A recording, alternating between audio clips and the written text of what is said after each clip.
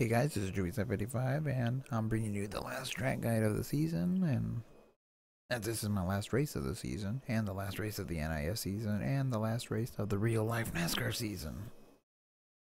So we're finally here 36 races later for the final track guide. And this one I'm going to do slightly different. I'm going to do it live, like I'll be commentating over my lousy driving, so take a look at your weather because I have to do that like I usually do. So there's your weather. As you can see, 268 laps, a full race. I'm not going to be doing the whole race. I might not, but anyways, we'll just get to it. And well, here I am in a session. As you can see, it's a practice session, and I'm going to try something a little different here with this final track guide of the season here at Homestead. I'm going to do it live. So I'll try to explain everything as I'm driving. Hopefully. Let me take off and get off pit road here.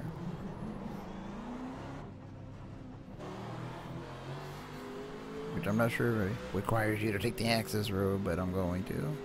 Which is extremely slippery. I mean, really slippery.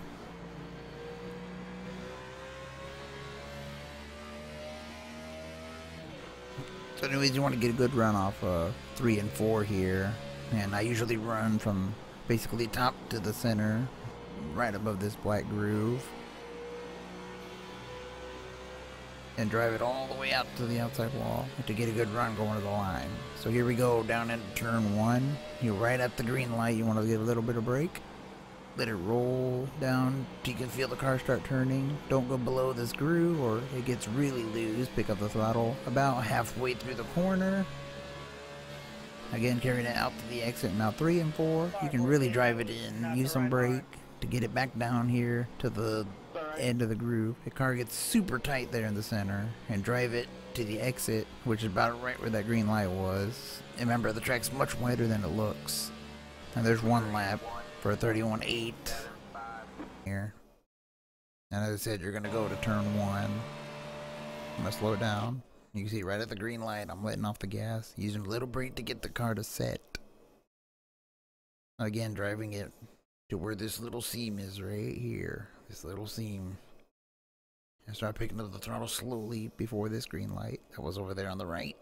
That Ryan, what a perfect time. Oh. So you're picking the throttle up slowly through here. And eventually right around that forward time, I'm assuming, you can get right back to the throttle. Okay, about 2 car lengths before that. So we're going to let it, drift out to where these caution lights are. And proceed off the corner. Remember, the track's much wider than it looks. And here for turn 3, I drive it in.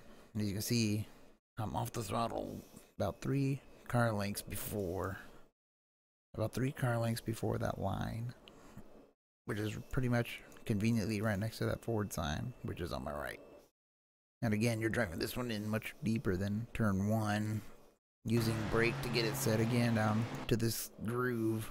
And it gets real tight. It's right there in the center. It gets super tight, and there you use the throttle. And here you don't have to follow the groove. What I do is again drive it to the outside wall, to that green light again.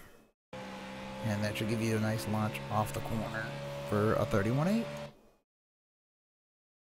I try to go in depth, and I guess, I don't know if live was any better than just commentating over my own driving, which I'm surprised I was able to get a 31.8 out of track. I'm terrible at, but if you want me to do this kind of thing in the future, say when physics and stuff change, or when the cars change to next year's physics, if they ever go through with that, which I hope they don't, because I don't want 700 horsepower.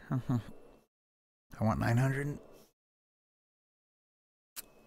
So yeah, that's pretty much it, Go up here like usual to subscribe if you want more of these videos. Not to mention other iRacing videos, such as the Empty Box Fun Run, which I participated in last week or Sunday. So yeah, this is the last track guide of the season. This is my last race of the season if I decide to run it. And all the tracks that I kind of didn't visit, I'll do next season, starting at Daytona.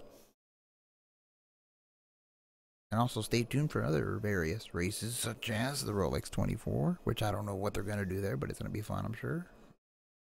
Anyways. How fast is the tire wear here, boys? Alright, enough ranting. So, alright.